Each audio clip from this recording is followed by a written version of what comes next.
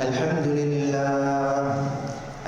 لله نحمده ونستعينه ونستغفره ونؤمن به ونتوكل عليه ونعوذ بالله من شرور أنفسنا ومن سيئات أعمالنا من يهده الله فلا مضل له ومن يضلله فلا هادي له وأشهد أن لا إله إلا الله وحده لا شريك له وأشهد أن سيدنا ونبينا محمدا عبده ورسوله أعوذ بالله من الشيطان الرجيم يا أيها الذين آمنوا اتقوا الله حق تقاته ولا تموتن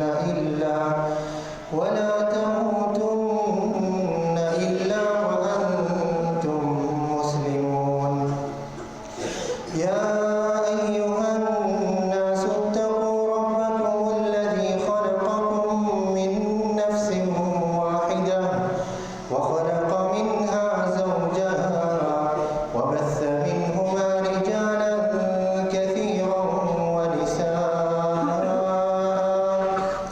واتقوا الله الذي تساءلون به والأرحام إن الله كان عليكم رقيبا أما بعد فإن خير الحديث كتاب الله وخير الهدي هدي محمد صلى الله عليه وسلم وشر الأمور محدثاتها وكل محدثة بدعة وكل بدعة ضلالة وكل ضلالة في النار أعوذ بالله السميع العليم من الشيطان الرجيم من همزه ونفخه ونفثه بسم الله الرحمن الرحيم قاف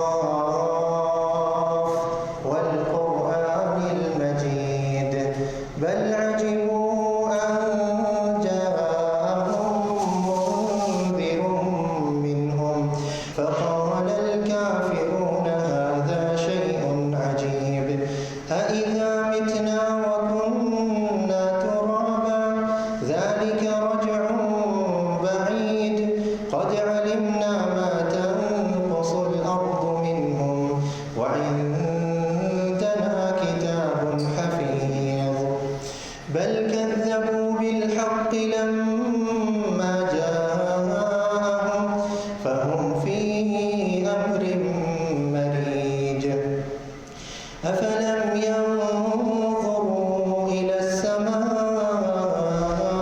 فوقهم كيف بنيناها وزيناها وما لها من فروج والأرض مددناها وألقينا فيها رواسي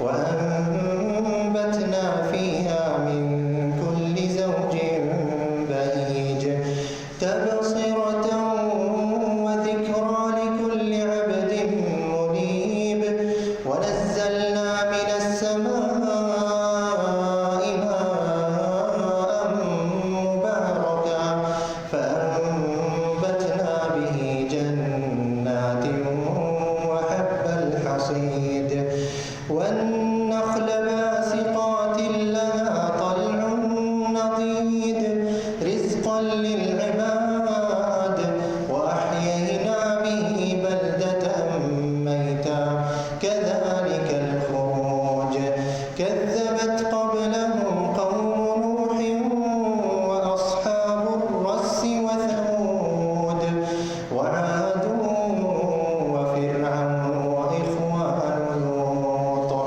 وأصحاب الأيكة وقوم تبع كل كذب الرسل فحق وعيد أفعينا بالخلق الأول بل هم في لبس من خلق جديد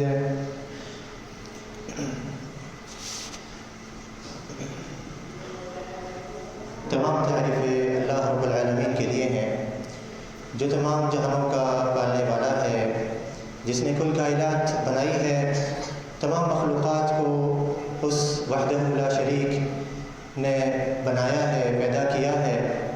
اسی نے ذرہ ذرہ، پتا پتا، ہر چیز دنیا کی بنائی ہے، اس کو خلقت دی ہے، اور خلقت دینے کے بعد اس کا مقصد بتایا قرآن میں اللہ تعالیٰ نے سورۃ الذاریات میں، وَمَا خَلَقْتُ الْجِنَّ وَالْإِنسَ إِلَّا لِيَعْبُدُونَ، کہ میں نے انسانوں اور جنوں کو اس لیے بنایا ہے کہ وہ صرف اور صرف میری ہی عبادت کریں۔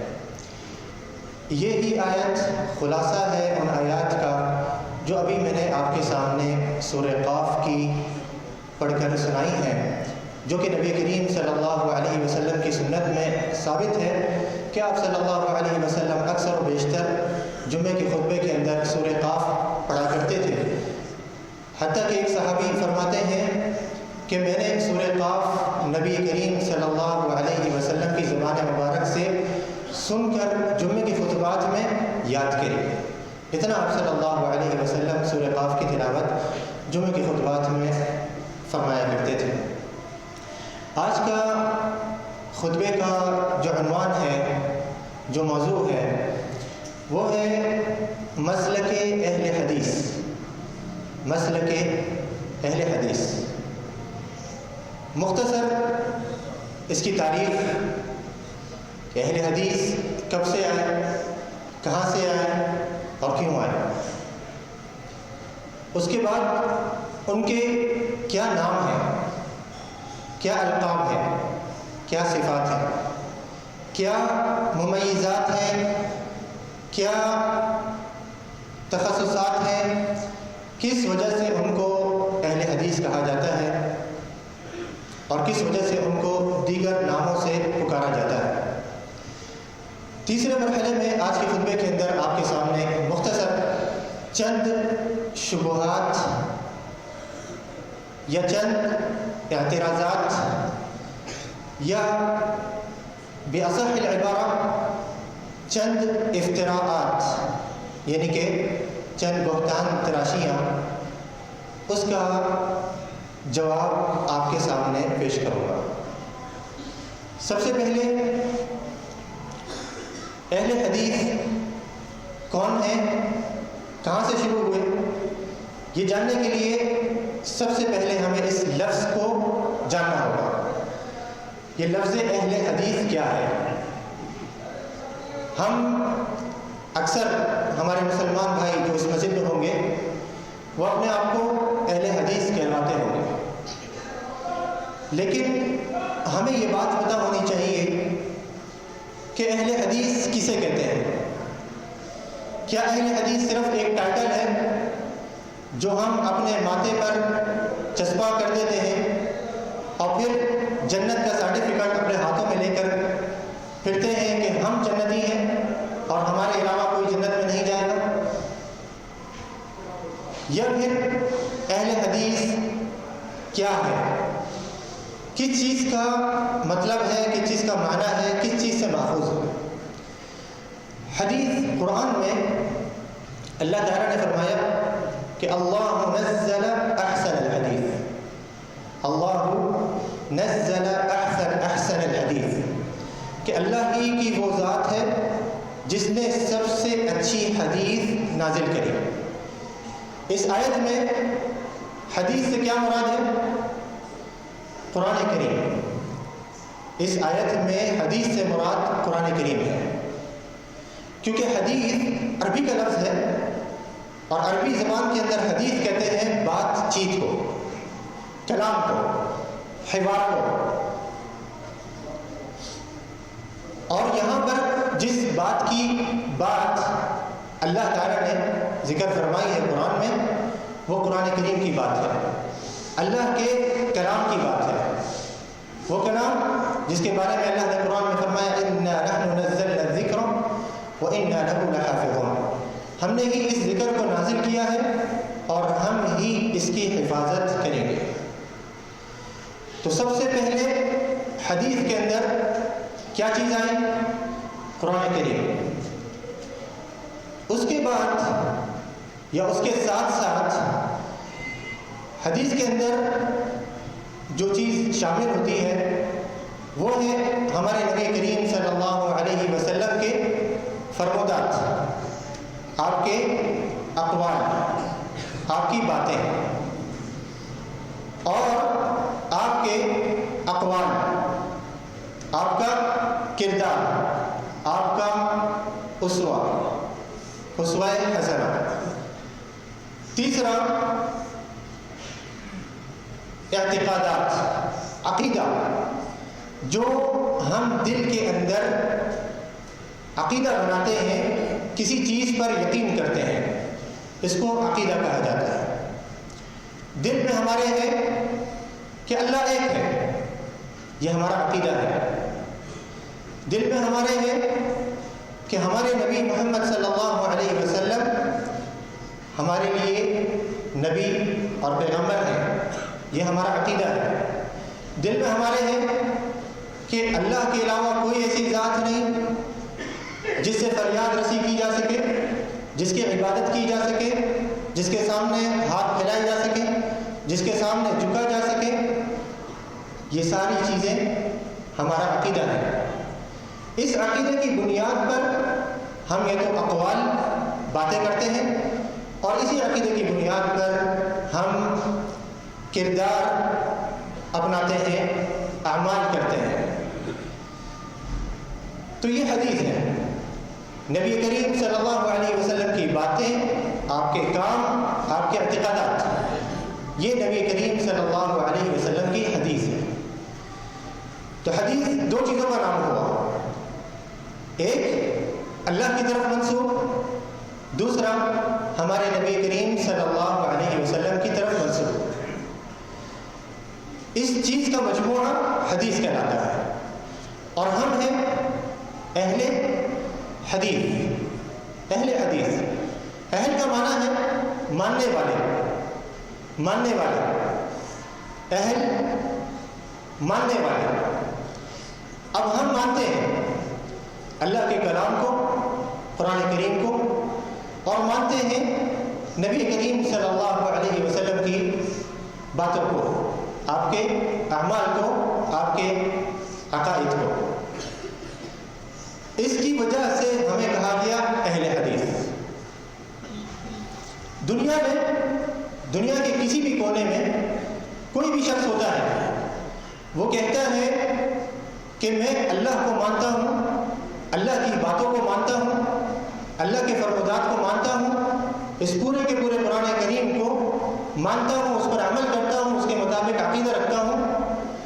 دوسرے نمبر پہ نبی کریم صلی اللہ علیہ وسلم کی ہر بات کو فالو کرتا ہوں، اتباع کرتا ہوں، آپ کے کردار کو اسوہ حسنہ بنا کر آپ کے پیچھے چلتا ہوں، آپ کے سکھائے ہوئے عقائد کو اپناتا ہوں۔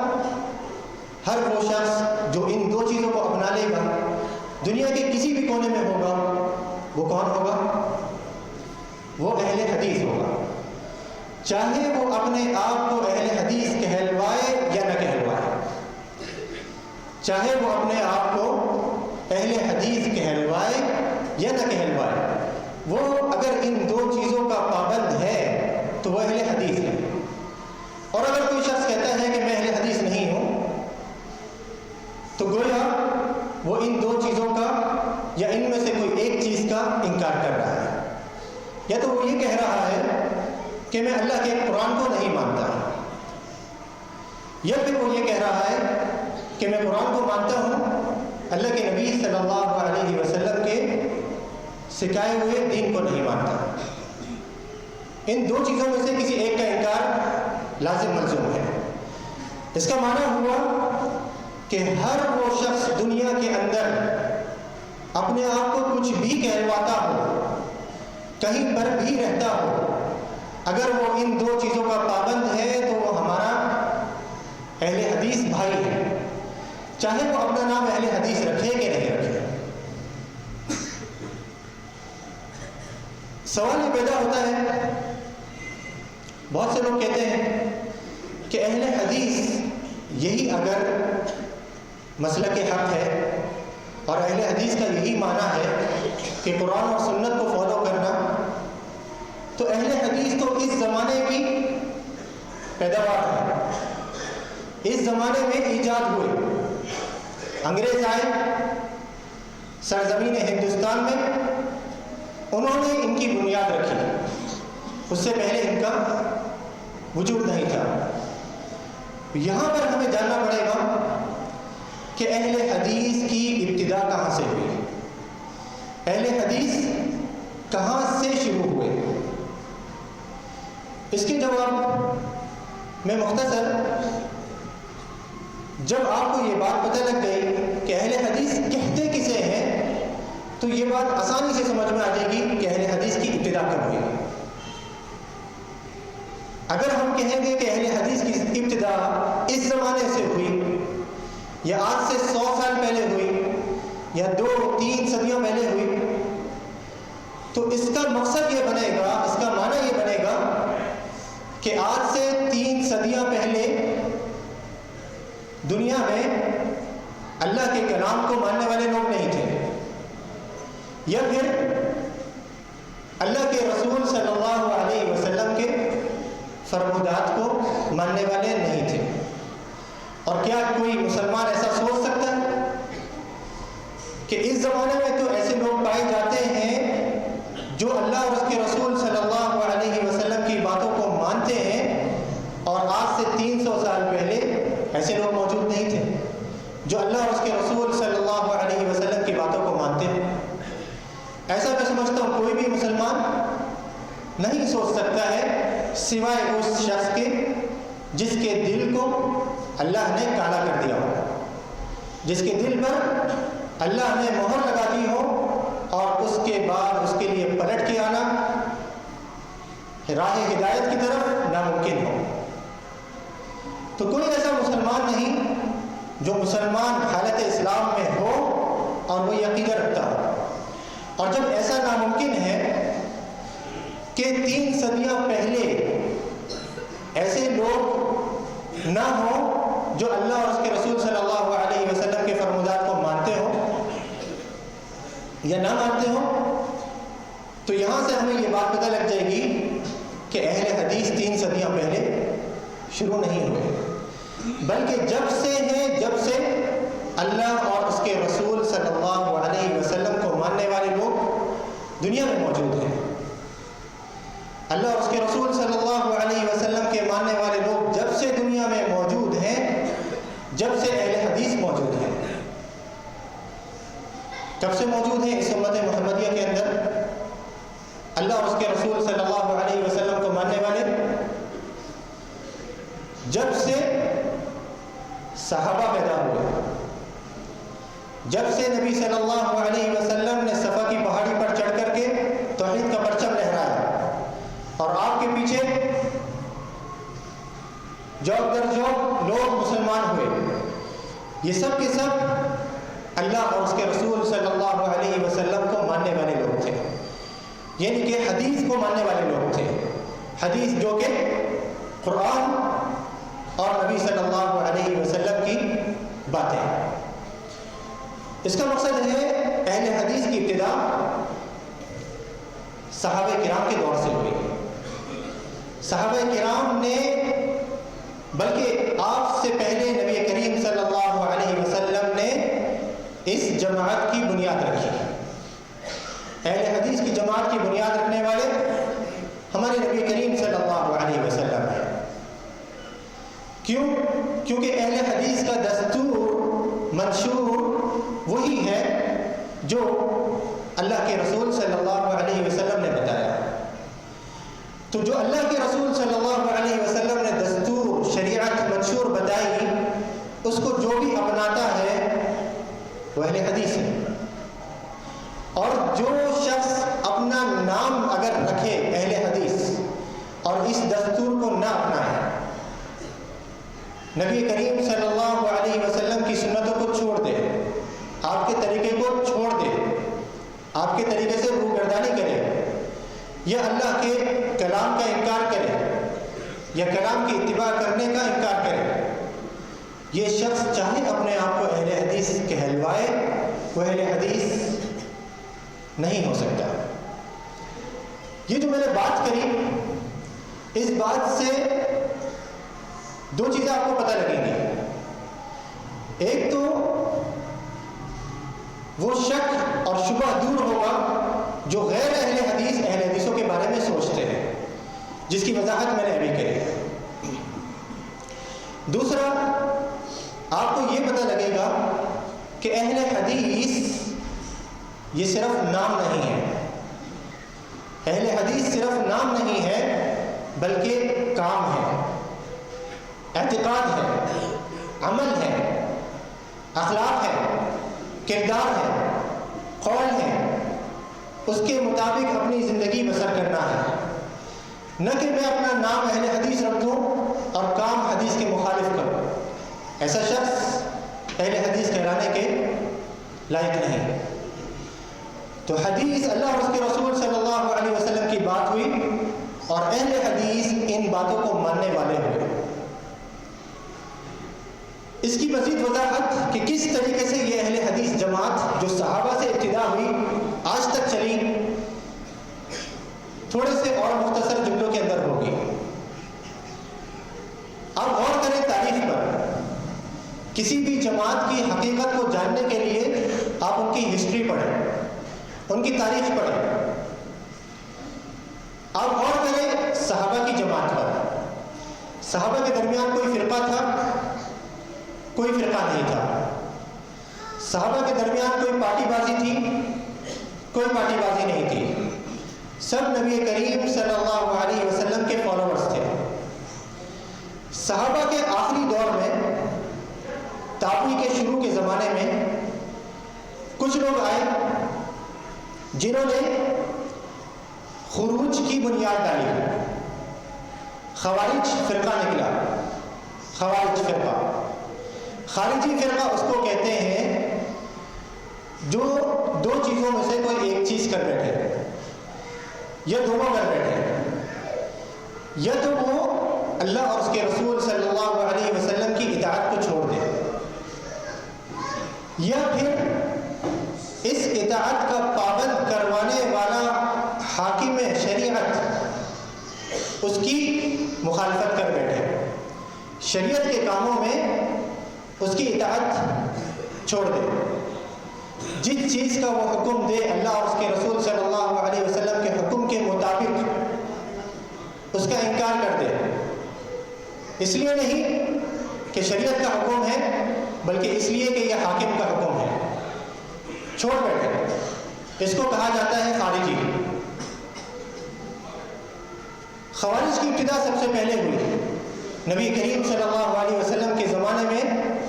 آپ مال غنیمت تقسیم کر رہے تھے، ایک آدمی آیا اور آ کر کہنے لگا، نبی صلی اللہ علیہ وسلم کے گلے میں ایک چادر تھی، اس نے چادر سے پکڑ کر کے آپ صلی اللہ علیہ وسلم کو زور سے دھکا دیا، کھینچا اور کہا کہ اعدل یا محمد صلی اللہ علیہ وسلم فإنك لم تعدل، اے محمد صلی اللہ علیہ وسلم آپ عدل کریں، آپ نے عدل نہیں کرا، آپ انصاف کریں، آپ نے انصاف نہیں کرا۔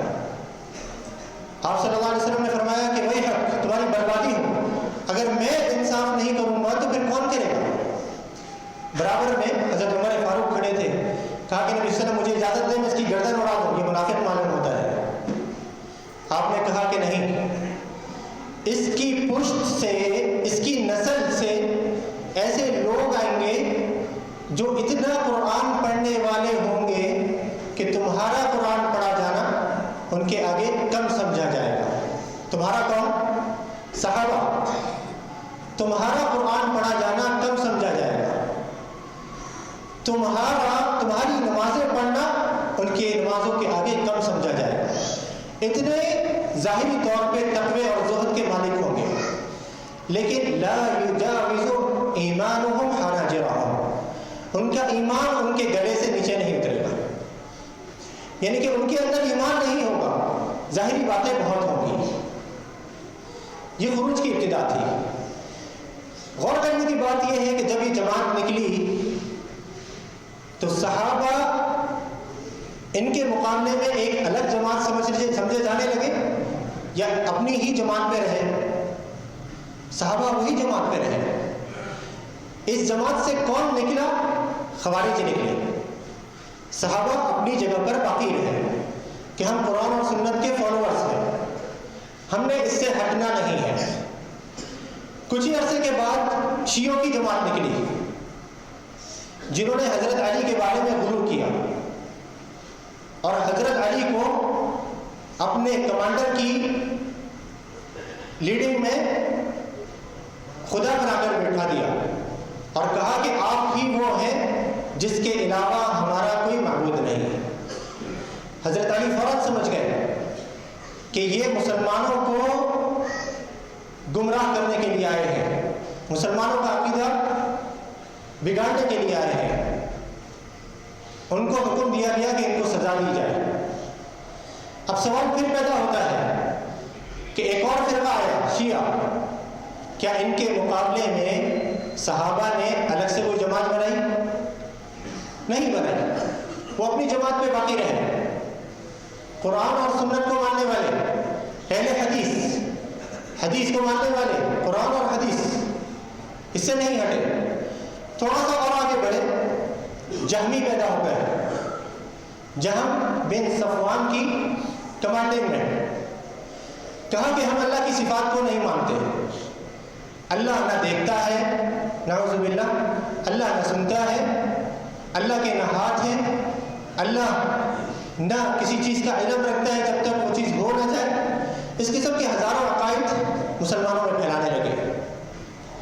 صحابہ کرام نے، تابعین نے، تبع تابعین نے، سب لوگوں نے اس قسم کی بدعات کا انکار کیا.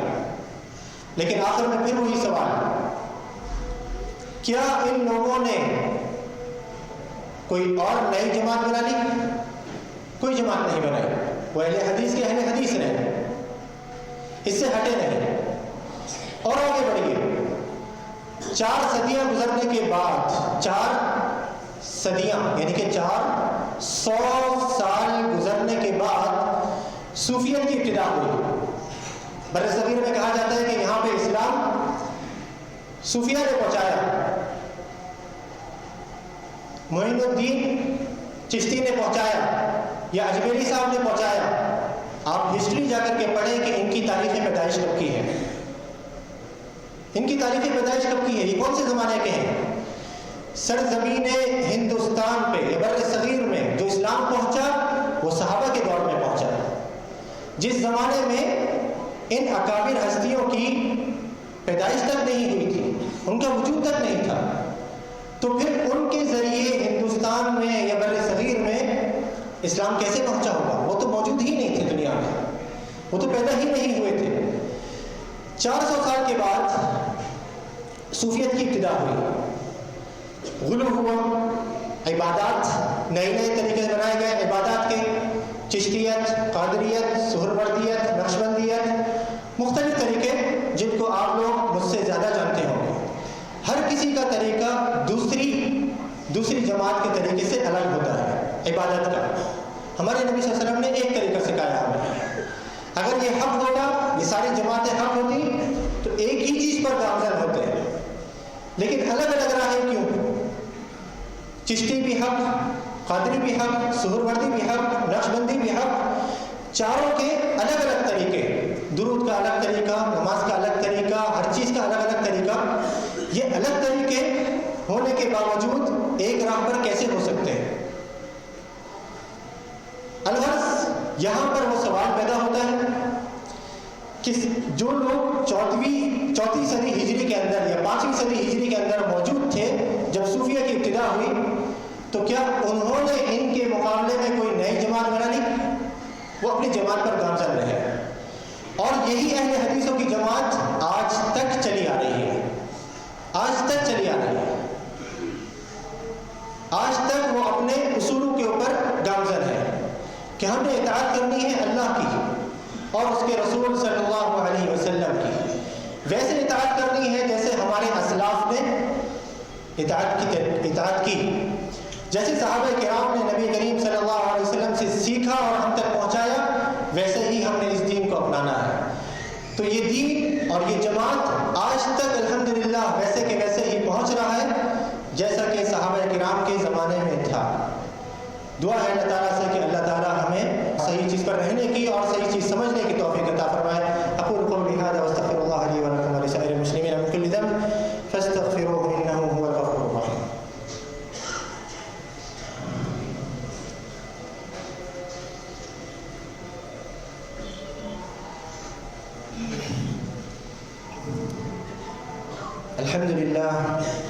الحمد لله نحمده ونستعينه ونستغفره ونصلي ونسلم على نبيه محمد وعلى آله وصحبه ومن والاه بعد۔ آپ کے سامنے اہل حدیث کی مختصر، بلکہ اس کو کہیں کہ لب لباب، اگر اہل حدیث کی ہسٹری میں جانا چاہیں گے ہم تو اس کے لیے ایک مہینہ نہیں بلکہ سالوں چاہیے کہ ان کی ہسٹری کو لوگوں کے سامنے واضح کیا جائے۔ اور یہ بہت اہم پوائنٹ ہے کہ ہم اہل حدیثوں کو اپنی تاریخ معلوم ہونی چاہیے، اپنی کتابیں معلوم ہونی چاہیے، ہمارے اسلاف نے کیا باتیں، کیا عقائد اپنی کتابوں میں درج کیے ہیں وہ ہمیں پتہ ہونی چاہیے۔ کہیں ایسا نہ ہو کہ آنے والے زمانے میں آہستہ آہستہ ہمارا ٹائٹل تو اہل حدیث کا رہے لیکن ہم اس چیز کو چھوڑ کر کے مختلف نئی جماعتوں کے اندر داخل ہوتے رہے۔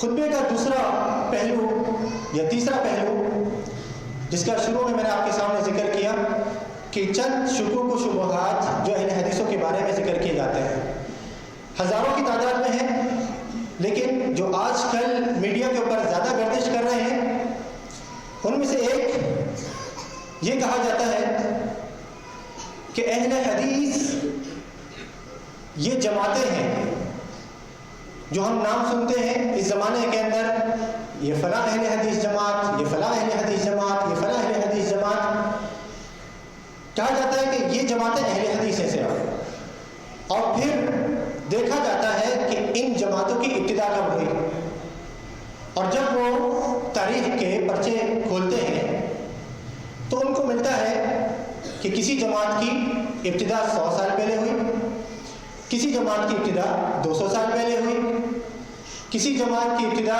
پاکستان کے تقسیم ہونے سے پہلے، ہندوستان سے الگ ہونے سے پہلے، اور کسی کی تھوڑا قبل اور کسی کی بعد۔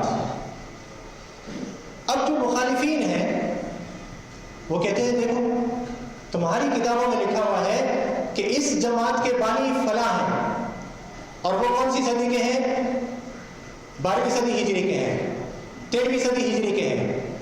تو اس کا مقصد ہوا کہ ان سے پہلے اہل حدیث جماعت نہیں تھی۔ یہ شبہ اہل حدیثوں کے اندر پھیلایا جاتا ہے اور کہا جاتا ہے کہ آپ ابھی نئے پیدا ہوئے ہو، آپ کی پیداوار انگریزوں سے ہوئی ہے، نہ کہ آپ صحابہ کے دور سے چل رہے ہو۔ اس کا جواب کیا ہے؟ اس کا جواب ہمیں بھی سمجھنا چاہیے اور دوسروں کو بھی سمجھانا چاہیے کہ یہ جو جماعتیں نظر آتی ہیں ہمیں، جو ایسی جماعتیں ہوں جو قرآن اور سنت کے طریقے پر ہوں، صحابہ کرام کے منہج پر ہوں، لیکن انہوں نے نئے نام رکھے ہیں اہل حدیثوں کی جماعتوں میں، یہ حقیقت میں یہ اس کا معنی نہیں کہ اہل حدیث کی ابتدا یہاں سے ہوئی ہے۔ یہ آرگنائزیشن ہے، یہ ایک تنظیم ہے جس کے تحت مل کر کے وہ کام کو آگے بڑھانا چاہتے ہیں۔ بالکل ایسے ہی جیسے کوئی اسکول کی بنیاد ڈالتا ہے، کسی اسکول کی بنیاد ڈالتا ہے اور اس کے اندر پرائمری، سیکنڈری وغیرہ لیولز رکھتا ہے، اور وہ اپنے علاقے میں بچوں کو پڑھانا شروع کر دیتا ہے۔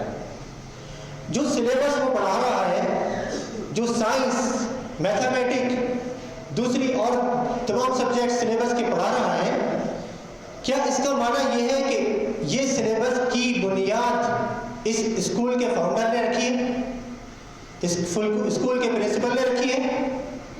یہ سلیبس پہلے سے چلتا آ رہا ہے۔ سائنس، میتھمیٹکس، ٹیکنالوجی، ساری چیزیں پہلے سے چلتی آ رہی ہیں جب سے اس کی ابتدا ہوئی، قریبی دور میں یا پرانے زمانے میں، جب سے چلتی آ رہی ہے۔ ایک اسکول بنانے کا مقصد یہ نہیں ہوتا کہ اس سلیبس کی بنیاد اب ڈلی گئی، بلکہ یہ قدیم زمانے سے چلا آ رہی ہے۔ اسی طریقے سے جو اہل حدیث منہج ہے، اہل حدیثیت ہے، وہ صحابہ کے دور سے چلی آ رہی ہے۔ یہ مختلف تنظیمیں ہیں جو مل کر کے کام کرتی ہیں اور دعوت کو ایک ادارے کے تحت آگے بڑھانے کی کوشش کرتی ہیں۔ اس کا معنی یہ قطعی طور پر نہیں کہ ایک یہ نئی جماعت ہے جس کی بنیاد یا جس کی ایجاد پہلے نہیں تھی، بلکہ اس سے مراد یہ صحابہ کے مشن کو آگے بڑھانا ہے، صرف تابعین کے مشن کو آگے بڑھانا ہے، تبع تابعین کے مشن کو آگے بڑھانا ہے، چاروں ائمہ کرام کے مشن کو آگے بڑھانا ہے۔ امام ابو حنیفہ رحمۃ اللہ علیہ، امام شافعی رحمۃ اللہ علیہ، امام مالک رحمۃ اللہ علیہ، امام احمد بن حنبل رحمۃ اللہ علیہ، یہ چاروں کے چاروں اہل حدیث تھے۔ آج ہمیں غلط فہمی ہوتی ہے، ہم سمجھتے ہیں کہ امام ابو حنیفہ کے فالوورز وہ ہمارے دشمن ہونے چاہیے، ایسی بات نہیں ہے۔ ہاں، جو امام ابو حنیفہ رحمۃ اللہ علیہ کا نام لے کر ان کے طریقے کو بگاڑ دے، جیسا کہ آج کے زمانے میں بہت زیادہ ہوتا ہے، جی ہاں بالکل ان کی اصلاح کرنی چاہیے۔ لیکن امام ابو حنیفہ بذات خود وہ اہل حدیث تھے، کیونکہ ان کی کتابوں میں، ان کے شاگردوں کی کتابوں میں جا بجا یہ لکھا ہوا ہے کہ جہاں پر بھی میرا فتویٰ حدیث سے ٹکرا جائے، میرے فتوے کو دیوار پہ مار دو۔ فرماتے تھے اے ابو یوسف، امام ابو یوسف امام ابو حنیفہ کے سب سے بڑے شاگردوں میں ایک شاگرد ہیں، کہتے تھے اے ابو یوسف کہ دوسرے شاگرد محمد بن حسن شیبانی، تم میرے فتوے کو فالو نہیں کیا کرو، کیونکہ آج میں کوئی فتویٰ دیتا ہوں، کل مجھے کوئی حدیث مل جاتی ہے، میں اپنا فتویٰ خود چھوڑ دیتا ہوں۔ تقلید کیا ہے کہ امام صاحب کی بات آ گئی، پتھر پر لکیر چھوٹی نہیں ہے، امام صاحب نے خود اپنی تقلید نہیں کری، تو امام صاحب اہل حدیث ہوئے، کیونکہ انہوں نے تو دعوت دی اللہ اور اس کے رسول صلی اللہ علیہ وسلم کی۔ لیکن آج کا ماحول حنفی بھائیوں کے ہاں بگاڑ دیا گیا، ان کو مس گائڈ کیا گیا، ان کو غلط بتایا گیا کہ آپ آج جس چیز کے اوپر ہو وہ امام ابو حنیفہ کا منہج ہے۔ جھوٹ ہے بالکل۔ امام صاحب جس عقیدے کے حامل تھے وہ اہل حدیثوں کا عقیدہ ہے، امام صاحب جس منہج پر تھے وہ اہل حدیثوں کا منہج ہے۔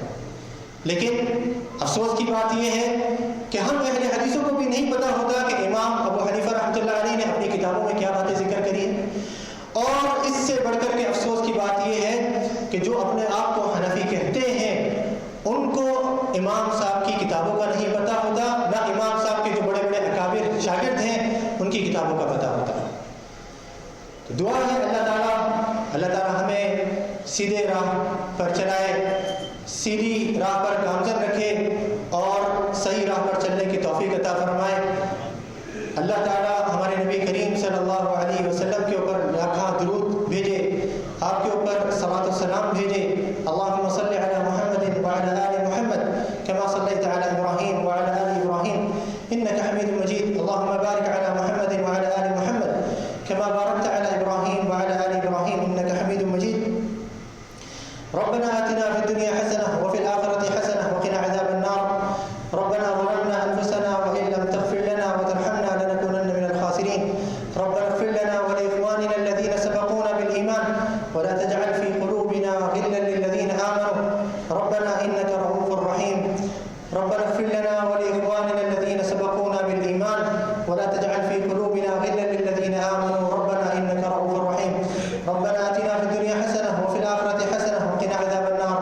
ربنا تقبل منا إنك أنت السميع العليم وتب علينا إنك أنت التواب الرحيم۔ إن الله